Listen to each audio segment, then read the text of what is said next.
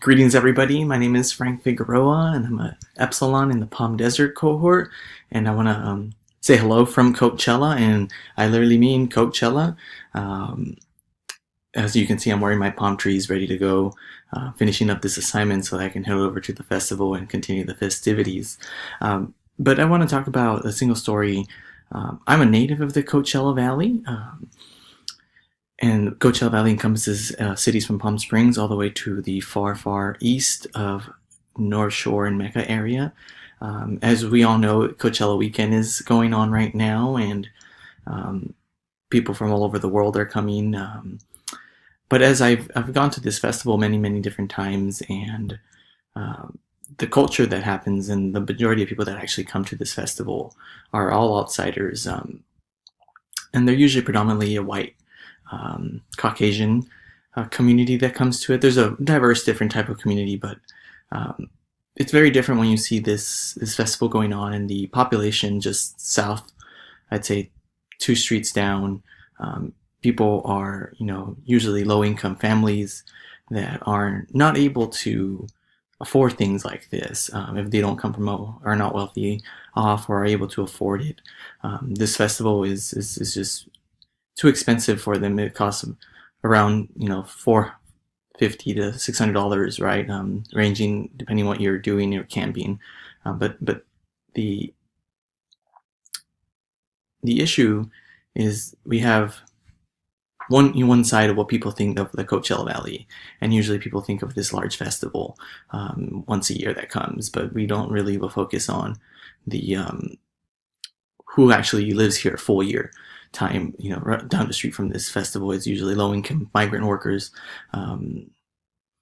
immigrants that are working the fields. And if you go down the street, you'll literally see an okra field, and people are picking the okra, or a cornfields or grape fields just down the street in the next city over. And it's very, it's a one-sided. People only know one thing from Coachella. It's a festival and palm trees, like my shirt has. But we don't really hear what is the other side of Coachella, the impoverished side, the low-income families, and it's something that I think needs more dialogue. But usually people don't hear it. It's become more and more. There's been more talk about it, more dialogue within the local governments trying to get more help for these people. There used to be a trailer park that had no running water, and most of the water was not very sanitary. It was a very unsanitary and unsafe space for children and women, pregnant women. It's just people. It's sad to say, but there's two different worlds that exist of what people know as Coachella or the Coachella Valley, and it's this music festival where everyone comes and parties, and then we have this impoverished area where we have low income, predominantly immigrants community. And it's a one-sided story that that some people only see. They only perceive Coachella or the Coachella Valley as this, I'm gonna go party and see Beyonce, on a Saturday night. And but in reality, there's other people that live here year round, and don't have the luxury to attend festivals like this.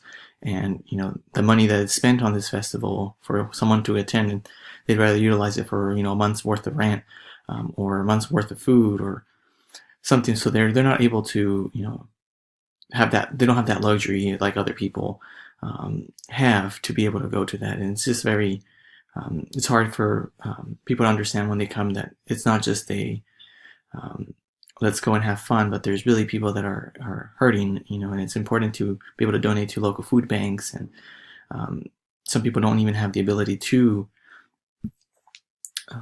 eat or afford anything really. So food bank, part of this course, we had to do a voluntary kind of community service kind of project, and I went out to the food bank and assisted there. And it's just very interesting because a lot of they need a lot of help and a lot of support, and just being able to make sure people are able to live on their daily lives if they're not very well off. And so the single side story here is we have the music festival, like my bracelet, and then we have the other real side of the who really lives here and what are the real people that are here year round.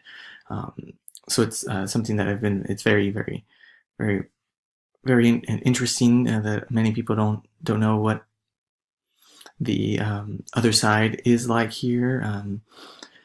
I'm from a middle class family, and I'm well off, and I'm able to attend these kind of festivals. I don't go every year, but um, there's people that aren't will never be able to attend this because they have to support their family first, and they don't have the convenience or the ability to attend, and instead have to support their families on a daily basis. So it's very important to let people know that it's when you think of Coachella, it's not just the fun parties; it's the who lives there and who are the real residents of Coachella and the Coachella Valley, and very different, divided kind of community, and having the overall understanding of this. So with that, I leave you adieu. We'll see each other in the next immersion, and have a good evening.